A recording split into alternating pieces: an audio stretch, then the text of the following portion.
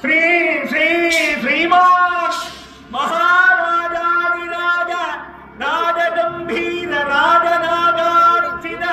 राजालंकार कुमार राजकुल तिलक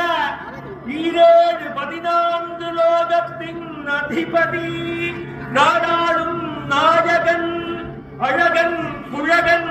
ஆனந்த சித்தன் நல்லூர்பதி காவலன்